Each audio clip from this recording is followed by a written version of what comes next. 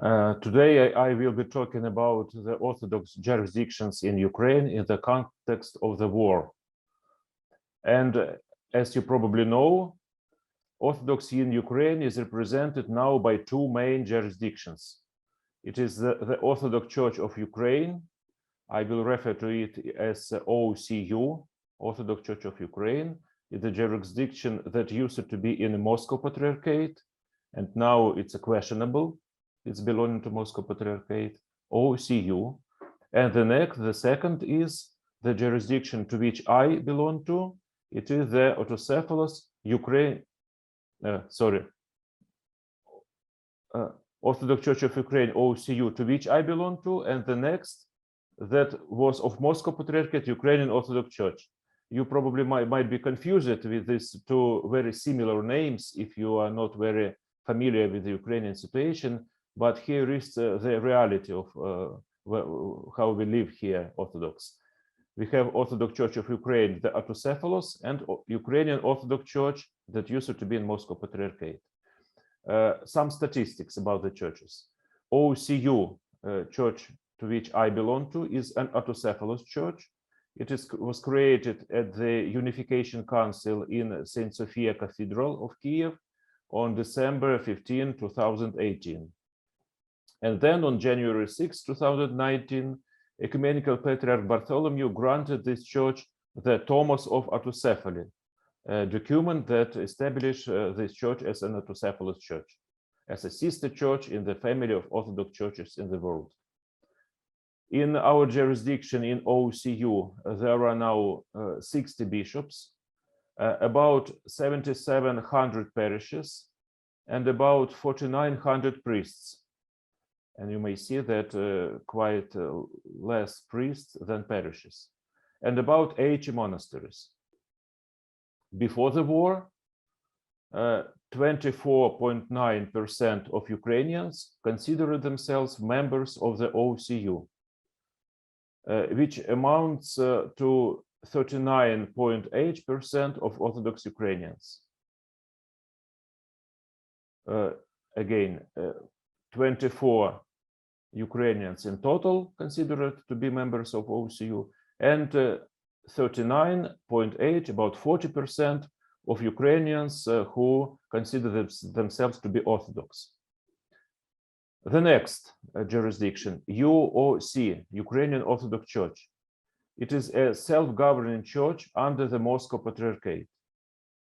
UOC has 104 bishops now, about 12,000 parishes, and about the same number of priests, and over 250 monasteries.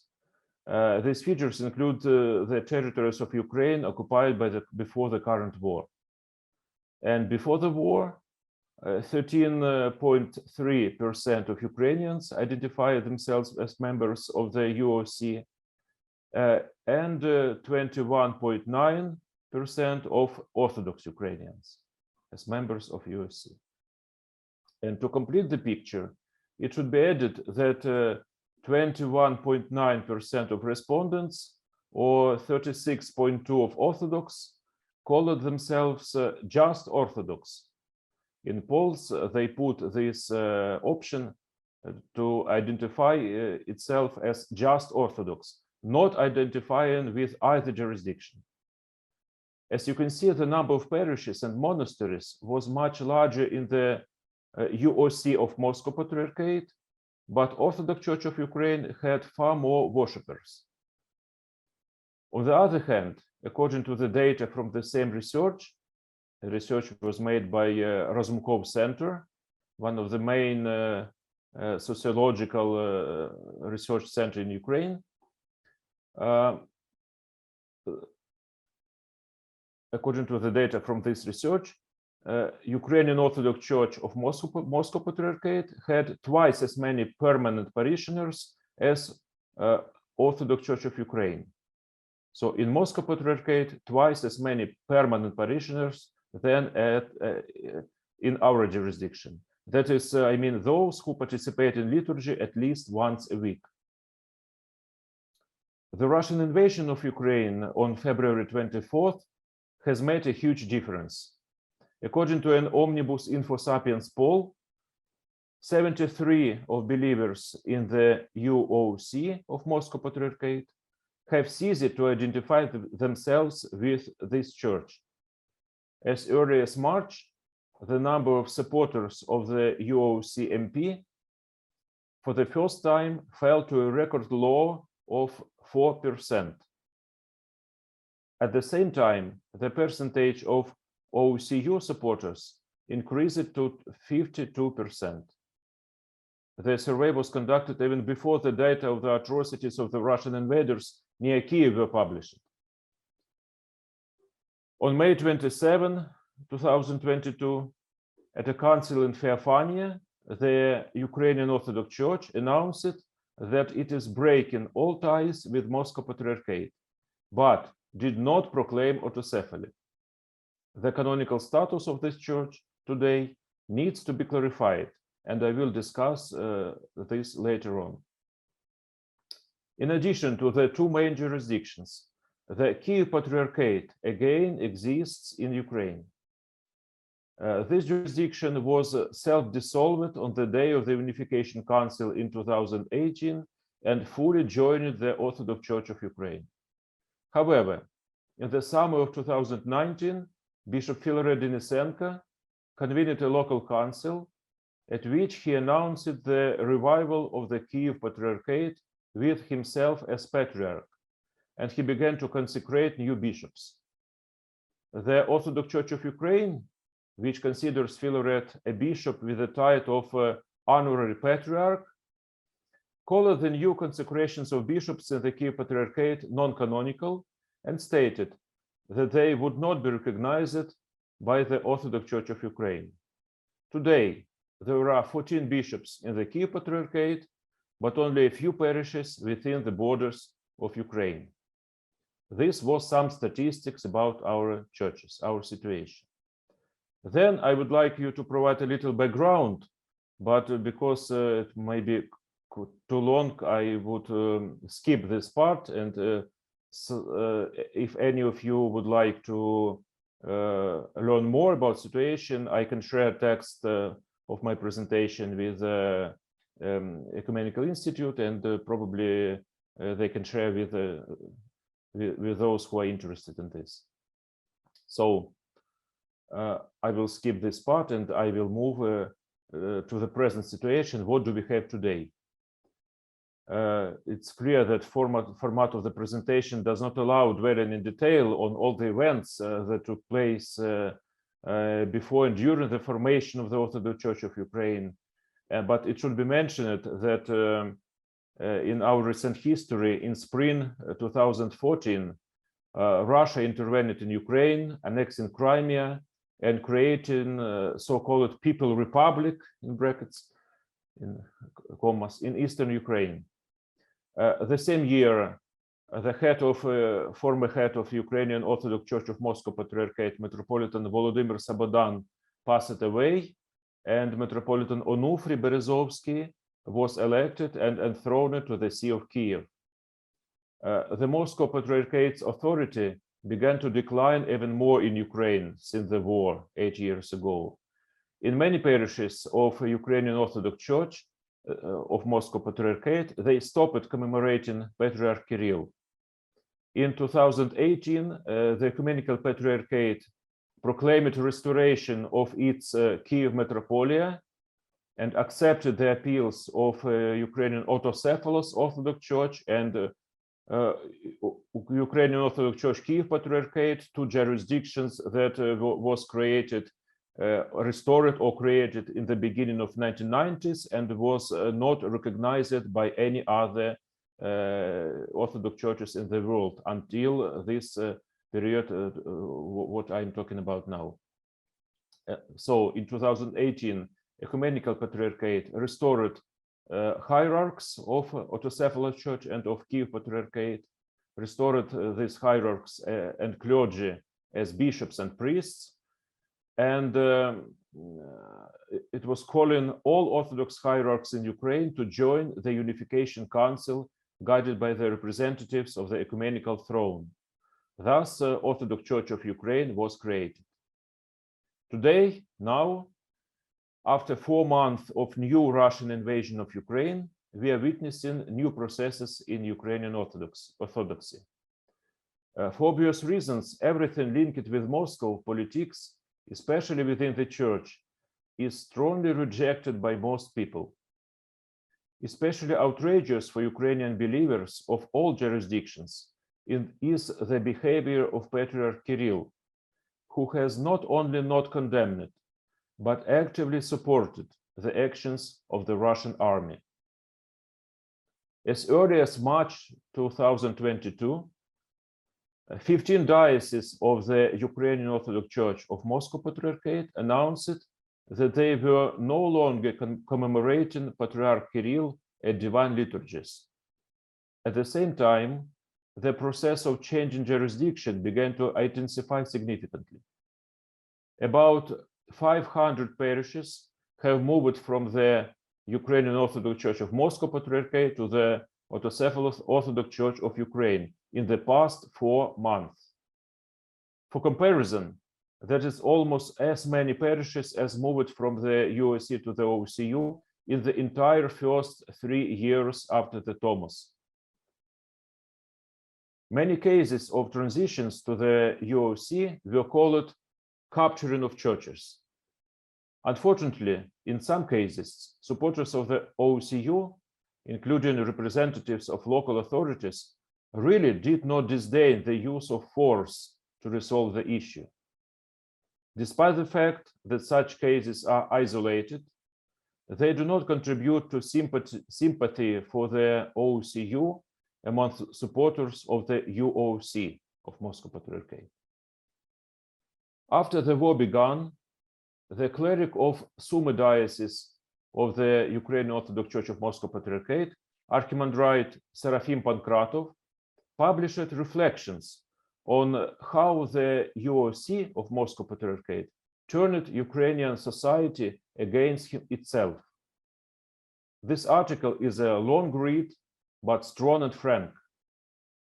I quote, "We are not victims of someone else in unjust hatred," witnessed Father Seraphim. "We are not bearers of light who are hated only because they have in themselves the light of truth. We were hypocrites and lied to ourselves, to our parishioners and society, but the majority did it unintentionally, which of course does not justify the very lie and hypocrisy." End of quote.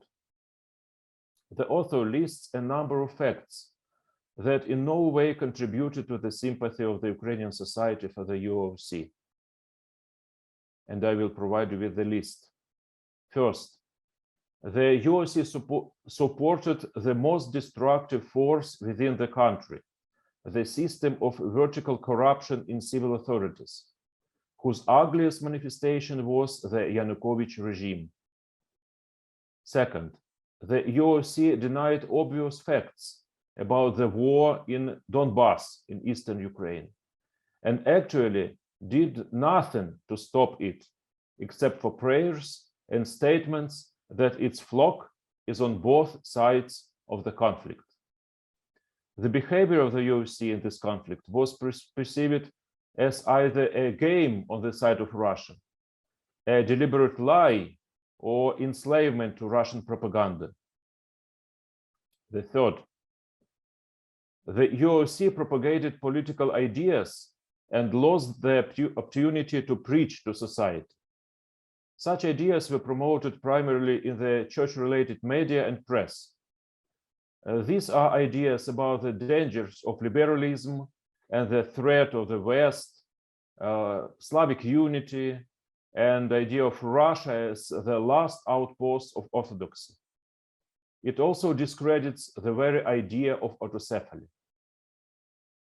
The fourth, the UOC was unwilling and unable to heal the schism, the split in Ukrainian Orthodoxy.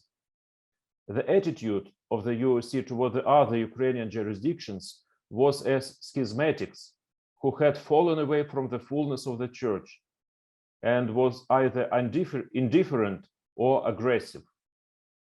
The UOC did not recognize any sacraments of the UOC Kiev Patriarchate and Autocephalous Church, even baptism, referring to them as having no grace.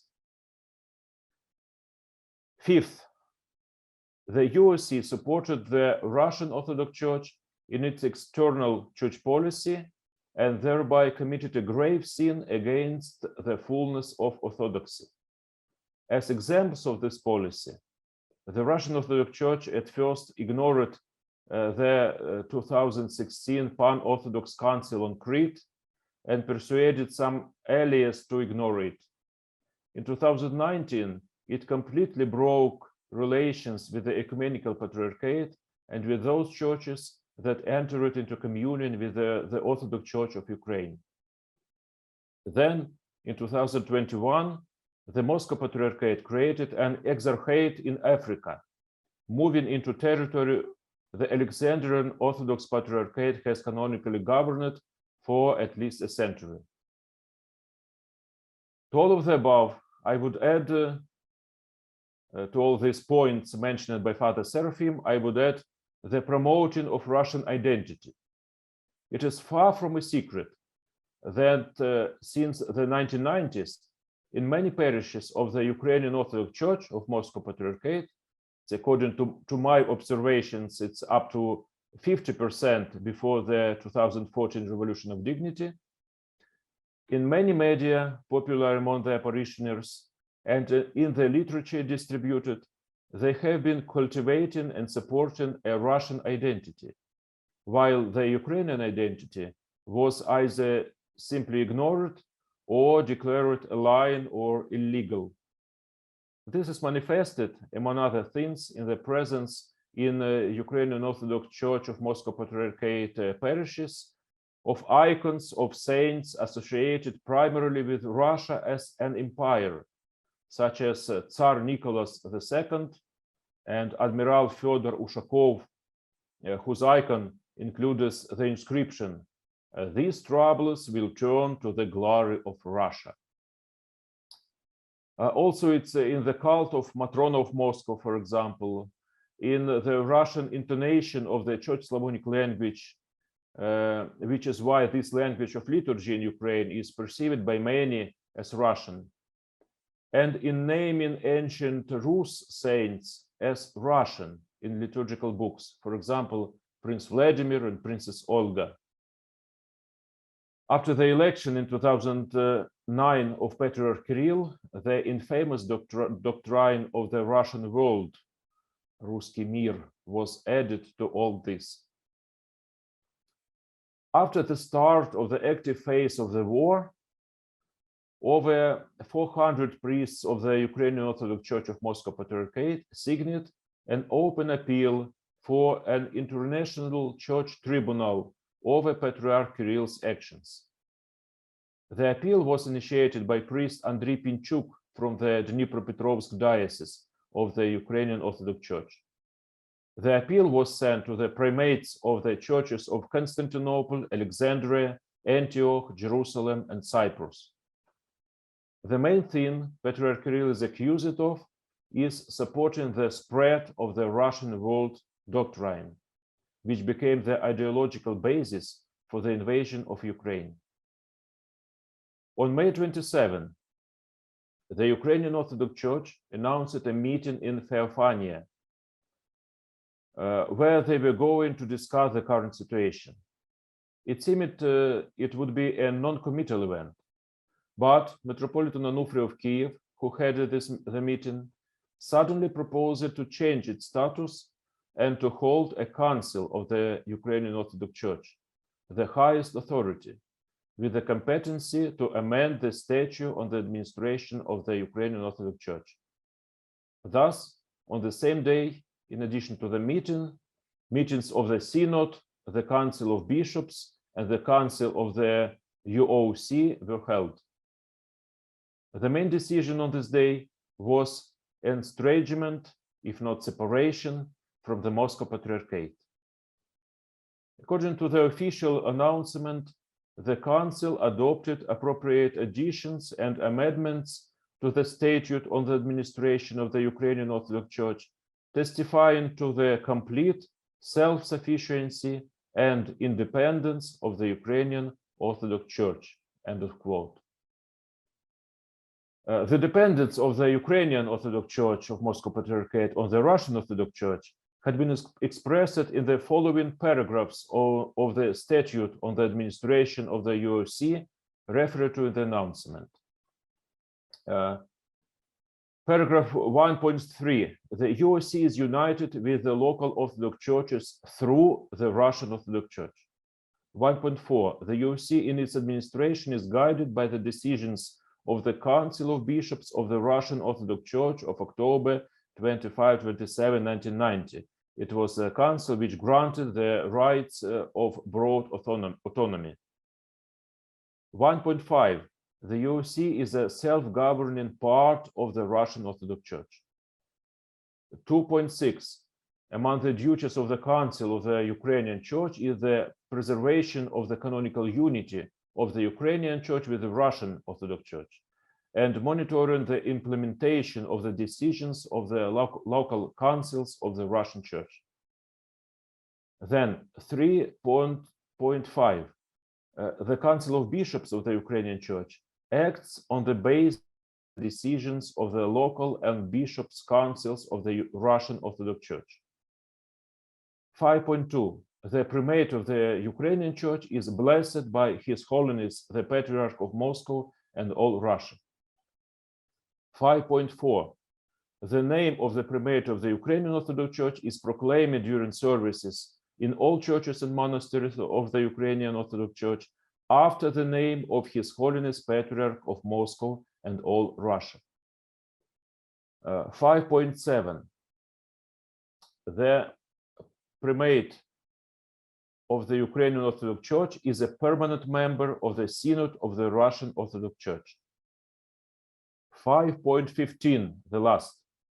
After the election of a new primate of the Ukrainian Orthodox Church, he is presented to the Patriarch of Moscow to be granted a blessed letter, the special document affirming the primate's appointment. The statute of the Russian Orthodox Church contains still more forms of dependence of the Ukrainian Orthodox Church. In particular, since 2017, it has spelled out the need for approval of the statute of the UOC by the Patriarch of Moscow. It should be noted that the UOC statute contains no such norm. Rather, according to the rules of the Ukrainian Church, additions and amendments to its statute on administration are made by the Council of Bishops of the UOC with the subsequent adoption at the Council of the UOC. The difference between two councils is that in the Council of Bishops, only hierarchs take part, and in the Council of the UOC, or in Russian traditions, it is referred to as a local council. It means that not only hierarchs, but also representatives of clergy, of laity, and of monks are also represented from each diocese on the same council. Sometime after the May 27 meeting in Feophania, a new version of the statute of the UOC appeared on the web. The Council really eliminated all mentions of dependence of the Ukrainian Orthodox Church on the Russian Orthodox Church, except for one. In paragraph 1.1, the charter of the charter, a reference appeared to the charter of the Patriarch of Moscow, Alexei II, dated October 27, 1990. It was a charter of Patriarch of Moscow by which the status, the rights of so-called broad autonomy were granted to the Ukrainian Orthodox Church, but not to Autocephaly. As has already been shown, any amendment to the statute on the administration of UOC does not require any external legalization.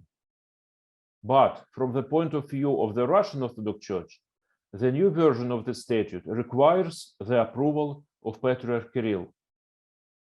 After the council in Feophania, the Russian Church annexed the Crimean Diocese of the Ukrainian Church, thereby showing that it does not really accept the so-called broad autonomy of Ukrainian Church. It appears that the Ukrainian Orthodox Church had announced the termination of any connection with the Russian Church, but did it become an autocephalous church? That is the question. On the very first Sunday after the council, Metropolitan Onufry read a diptych during the Divine Liturgy. That is, he commemorated all the primates of the autocephalous churches, except for those with whom the Moscow Patriarchate broke communion. That is, except for Ecumenical Patriarch, the Patriarch of Alexandria, the primates of the churches of Cyprus and Greece.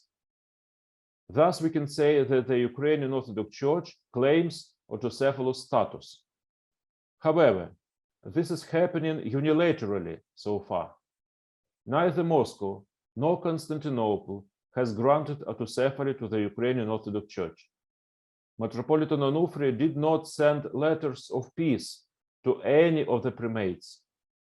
None of the hierarchs of other churches, in turn, proclaims the name of Metropolitan Onufry as the primate of the Ukrainian Orthodox Church. So far, we can only state that the Ukrainian Orthodox Church has obtained an unclear canonical status. The position of the Ukrainian Orthodox Church now is quite similar to the position of the Russian Orthodox Church outside of Russia before 2007, before it was unified or joined the Moscow Patriarchate. This jurisdiction did not formally proclaim autocephaly, was not recognized nor sought recognition as an autocephalous church, but in practice behaved as autocephalous. Only through concelebration with the Serbian Church did ROCOR maintain a link of communion with the rest of the Orthodox world. In practice, the decisions of the Council of the UOC in Feophania may be helpful for many local priests in Ukraine who really want to distance themselves as much as possible from the suffocating embrace of the Russian world, but do not have enough boldness to join the Orthodox Church of Ukraine. Not because they are not patriots or do not want to be in the canonical autocephalous Ukrainian Church, but because of the stereotype that has been formed for decades that all Ukrainian church structures outside the UOC-MP are graceless schisms. This misconception has been absorbed. It's become part of their worldview and sometimes even part of their identity. At the same time as the announcement of the revised statutes, the Council of the Ukrainian Orthodox Church in Feophania announced that it considered about the resumption of chrism producing, and that the Ukrainian Orthodox Church would organize parishes in the diaspora. Such statements are perceived as demonstrating the contrast with the Orthodox Church of Ukraine, which receives chrism, the holy oil for anointing, chrism, from the Ecumenical Patriarch, and it's like many other autocephalous churches, including Jerusalem, for example, and has no right to have parishes outside of Ukraine. Several days before the meeting in Feophania, the Council of the Orthodox Church of Ukraine had addressed the hierarchs, clergy, and laity of the Ukrainian Orthodox Church with a statement concerning possibility of a dialogue, inviting the Ukrainian Orthodox Church to start an official dialogue without any preconditions. The hierarchs of the Ukrainian Orthodox Church were called to withdraw their decision to break communion with the Ecumenical Patriarchate and to follow the Thomas of autocephaly granted by Ecumenical Patriarch. At least they were called to condemn Patriarch Kirill of Moscow for promoting the ideology of Russian world and supporting the war in Ukraine. In response to this invitation, the Council of Ukrainian Orthodox Church in Feophania formulated conditions for the possibility of dialogue. OCU was called to the following. First, Stop forcible capturing of churches and forced transfers of parishes.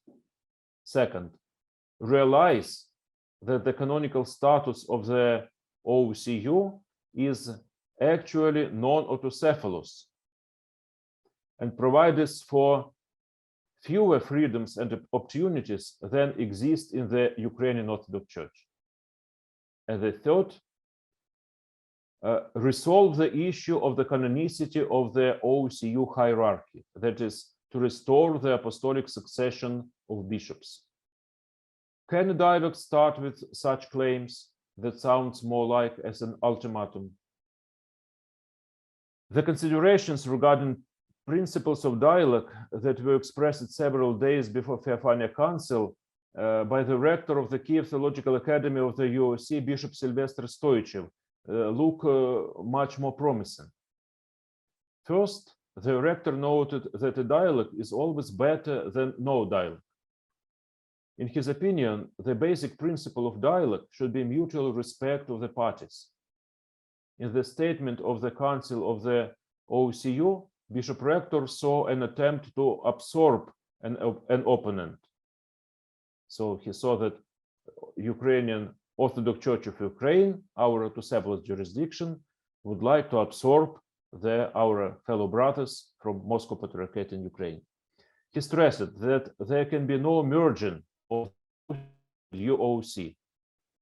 He also noticed that the problem of apostolic succession of episcopal ordinations is one of the main factors that prevent other local churches from recognizing the OCU, and added that problematic issues must be clearly formulated and openly discussed, listening to the arguments of each other.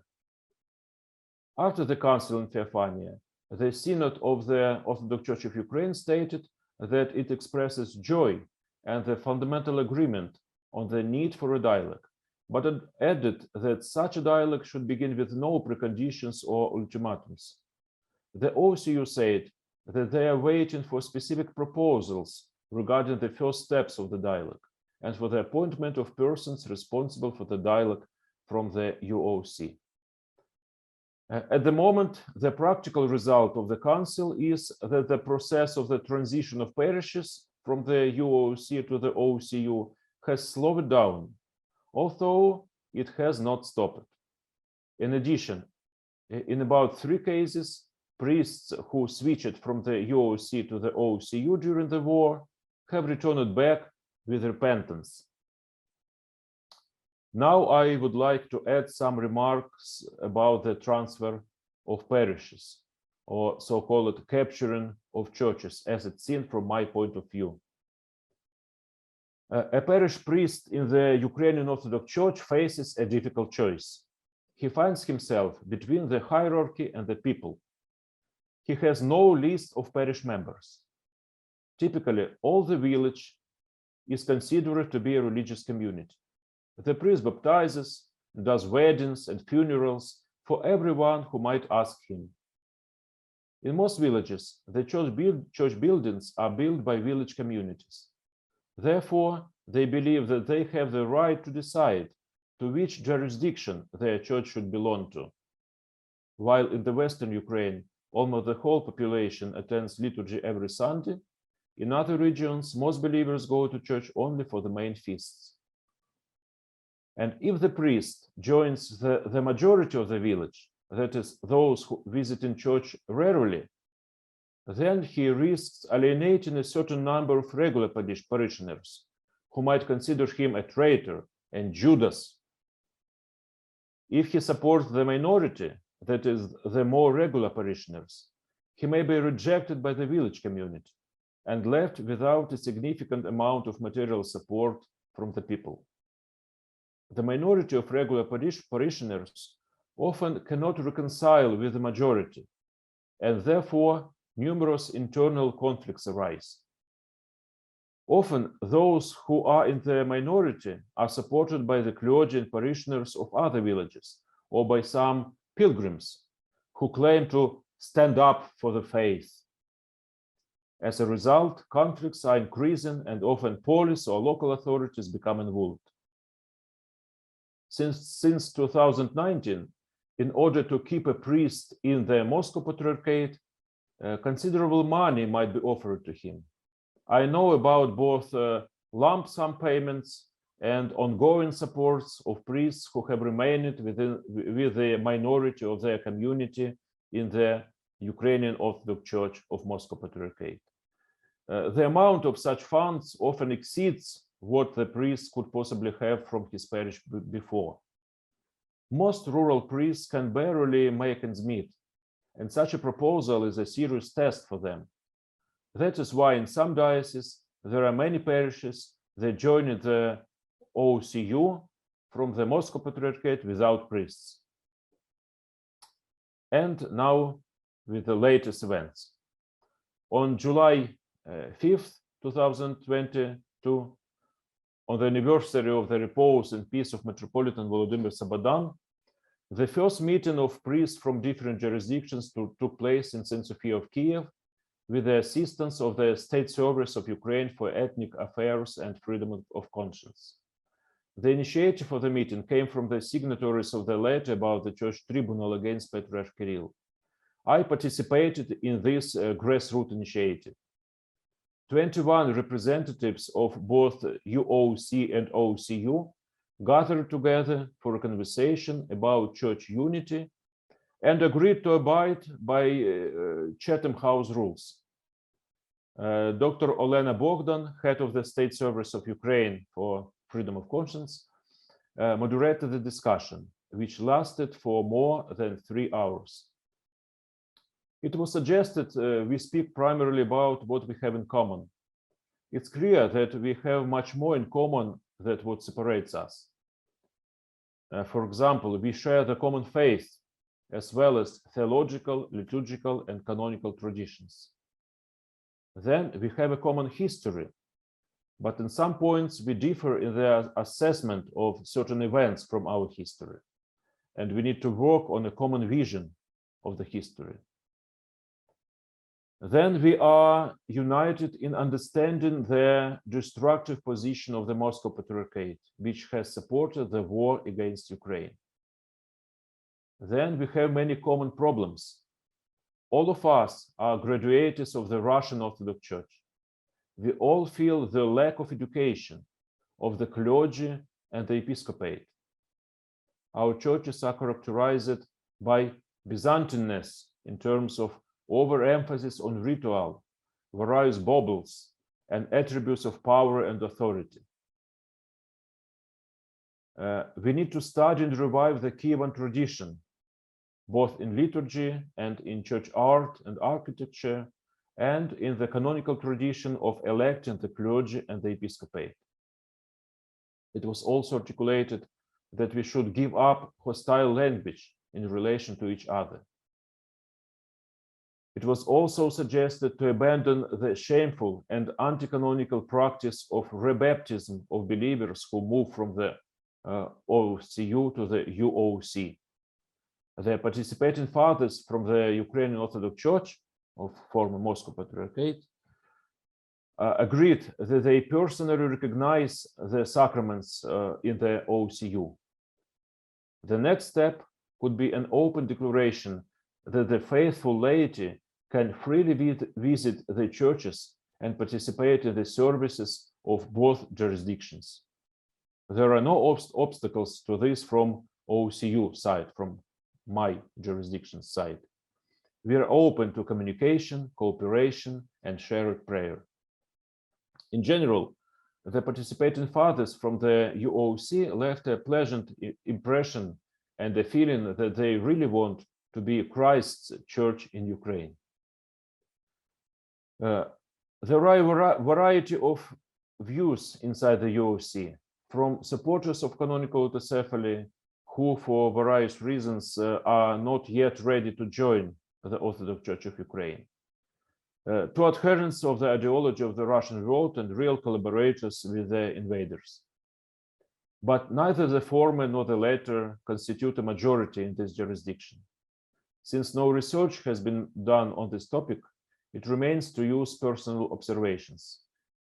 Some of them would be happy to join the OCU, but are not heading a parish or a monastery and do not like to join without the people.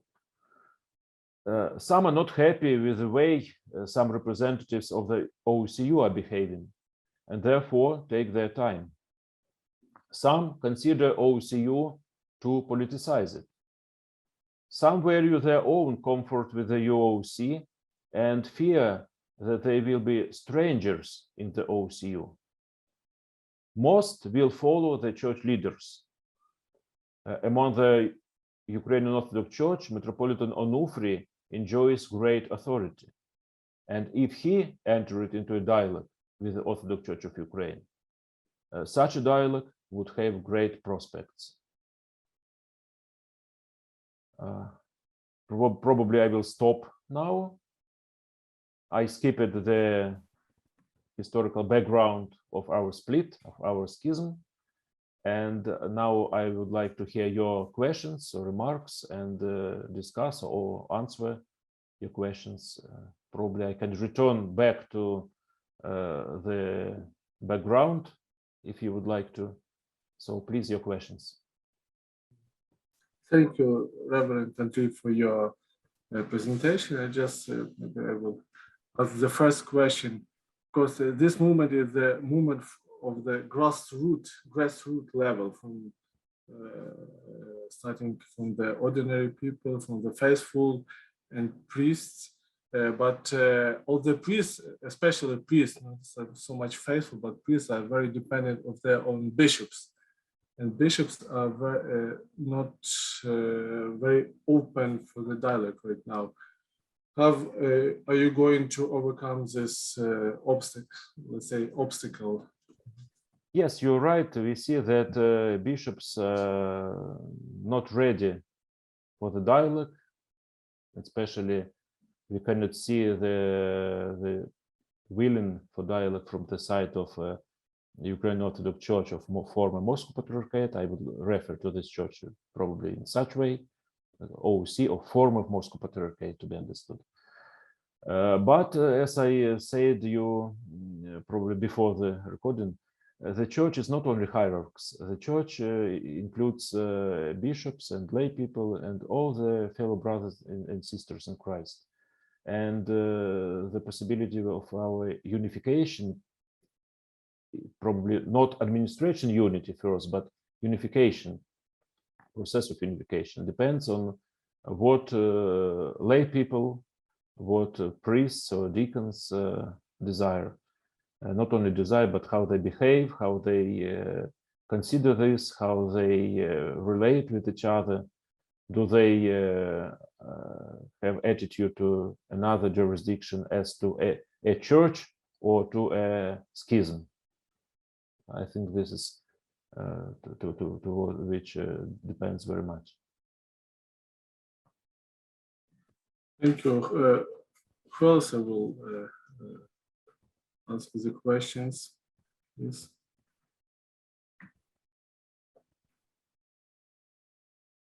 Probably Ukrainian situation is very far from problems of Very most specific, of audience. yes. Very specific, yes. Dennis raised his hand. Thank you for your lecture, and I'd like to ask such a question. Is the dialogue with Moscow Patriarchy in progress, or do you not have any? Don't you keep in touch with them? And if there is a dialogue, is there probably a possibility to come to some one common conclusion? Is there a way for reconciliation with them right now or probably in the future? What is your point of view on that? Thank you. I'm not sure I got what you mean, because you asked at a dialogue with the Moscow Patriarchate. If you mean the Russian Church of Moscow Patriarchate, so Moscow Patriarchate, which is in Moscow. Yeah. So there is no dialogue with the Moscow Patriarchate as a higher structure of administration. There was a first attempt of dialogue of Ukrainian part of Moscow Patriarchate from with the Orthodox Church and the Kiev Patriarchate, Moscow Patriarchate was in 2000. Which year? Now I will check at which year. It was before the creation of Autocephalous Orthodox Church of Ukraine, if you're not confused with all these terms. But after the very first attempt of a dialogue, after the first gathering of the Joint Commission, the main promoter of the idea of dialogue, the architect, I would like to probably refer to him, of this meeting, Archimandrite Cyril Gabarun was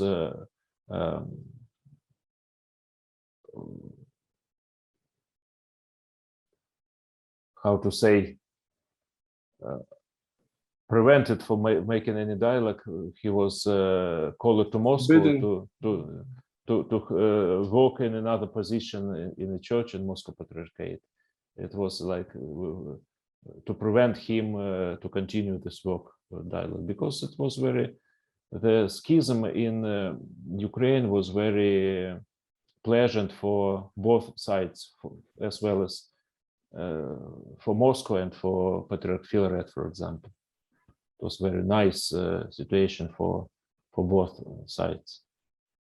It's a pity, but the situation is like in the real politics, so-called.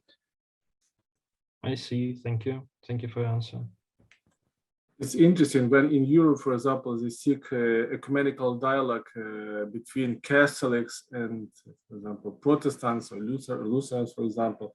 They have different approaches to the liturgy, to understandings of the sacraments. And here in Ukraine, we have two Orthodox jurisdictions that doesn't have a union between each other. It doesn't, like even sometimes most of the bishops and priests of the Ukrainian Orthodox Church of Moscow Patriarchate even do not recognize the baptism of the Ukrainian Orthodox Church of Ukraine. So, for example, it was like several years ago, before the Thomas, it was a case when one boy would just he fell from the high house, and he died, and the priest refused to have a funeral on him, because he said, oh, he was baptized in the Kiev Patriarchate, so, and he refused to do the funeral celebration. It was like a shock for relatives. And his bishop supported him. Yes, that's a very shameful situation. It's like we can see how this religious was used in the in favor of the politics of even, I think it's also a kind of Russian propaganda in order to divide the church inside of Ukraine, because Ukrainian church, if the Orthodox of Ukraine will be united in Ukraine, it will be the biggest probably Orthodox church in the world, because right now the Russian church is the biggest Orthodox church in the world. But when Ukrainians in Ukraine will be united in one church, it would be like a counter power to the Russian Orthodox Church. And the Russians are doing everything they could do just to split, to divide this dialogue, starting as Father Andriy mentioned from the 2000 and something, when Cyril Gabarun wanted to start these dialogues, and there were a lot of attempts to do it, but never succeeded. Yes, it was in 2009. 2009. Yes, very interesting time. It was a time when, under the leadership of Metropolitan Volodymyr Sabadan, who passed away 8 years ago, in the Ukrainian Orthodox Church of Moscow Patriarchate, they continue to talk about maintaining a so-called soft course. I would like to probably refer to it as a soft course towards the canonical autocephaly.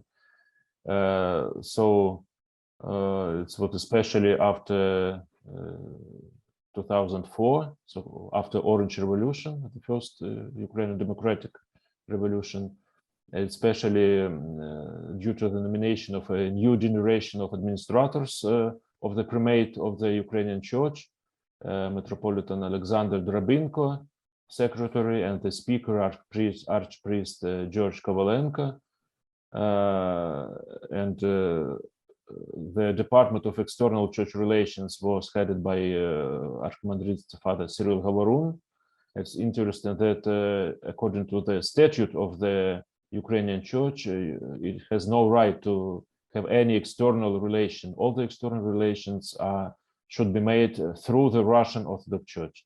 But despite this, the Department for External Church Relations was created, and at that time there was the first attempt of dialogue between Orthodox jurisdictions. It's also very nice.